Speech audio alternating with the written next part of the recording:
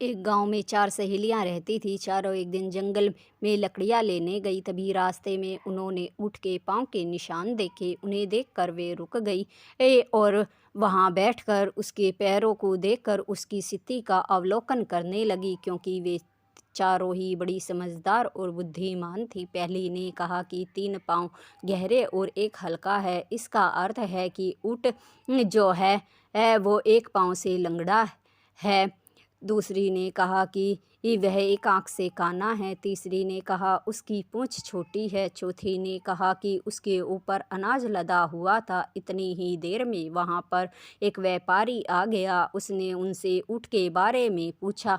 उन्होंने जो जो अवलोकन ऊँट के पैरों को देखकर लगाया था वो सब व्यापारी को बता दिया। व्यापारी ने कहा, हाँ ऐसा ही मेरा ऊँट था। कहाँ है मेरा ऊँट, बताओ। तभी चारों ने कहा कि हमने तो तुम्हारे ऊँट को देखा ही नहीं। व्यापारी कहने लगा, तुम चारों झूठ बोल रही हो। अगर तुमने मेरे ऊँट को नहीं देखा तो उसके बारे में इतनी सटीक जानकारी कैसे दे सकती हो। व्यापारी उन चारों को राजा के पास ले गया और कहने लगा, महाराज, इन चारों ने मेरा ऊँट देखा है, लेकिन ये बता नहीं रही हैं कि कहाँ है। इन चारों ने उसे छुपा दिया है। राजा ने लड़कियों से कहा, क्या तुमने उसके ऊँट को देखा है? चारों ने कहा, नहीं महाराज, हमने उसके ऊँट को नहीं देखा। तभी व्यापारी ने कहा, तो महाराज, इन्हें कैसे पता कि मेरा ऊँट एक पाँव से लंगड़ा, एक आँख से काना है और उसकी पूंछ छोटी और उस पर अनाज लदा हुआ था। ये बात सुनकर राजा ने लड़कियों से कहा, तो तुम्हें कि ये सब कैसे पता चला? लड़कियों ने कहा कि महाराज, हमने जब जंगल में ऊँट के पाँव के निशान देखे थे तो उन निशानों को देखकर हमने तो स्थिति का अवलोकन किया था। राजा कहने लगा, वो कैसे? पहली ने कहा, महाराज, ऊँट के 3 पाँव जमीन में गहरे थे, लेकिन चौथा हल्का था। इससे पता चलता है कि ऊँट का चौथा पैर कमजोर था और वो एक पैर से लंगड़ा था।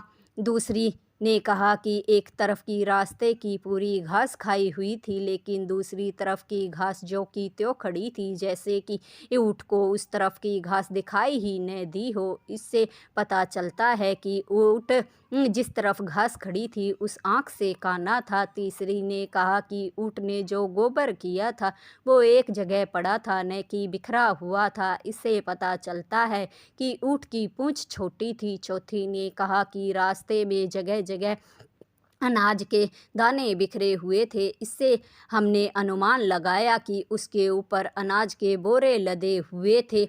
ये बातें सुनकर राजा बड़ा खुश हुआ। उनकी समझदारी और बुद्धिमानी को देखकर राजा ने उन्हें इनाम दिया और व्यापारी से कहा कि इन्होंने सचमुच तुम्हारे ऊँट को नहीं देखा। ये बड़ी ही बुद्धिमान और समझदार है। केवल बुद्धिमान और समझदार व्यक्ति ही स्थिति का अवलोकन करके उसका सटीक अंदाजा लगा सकता है। राजा ने सैनिकों को व्यापारी का ऊँट ढूंढने के लिए जंगल में भेज दिया। कहानी आपको अच्छी लगी हो तो लाइक, शेयर और सब्सक्राइब ज़रूर करें। धन्यवाद दोस्तों।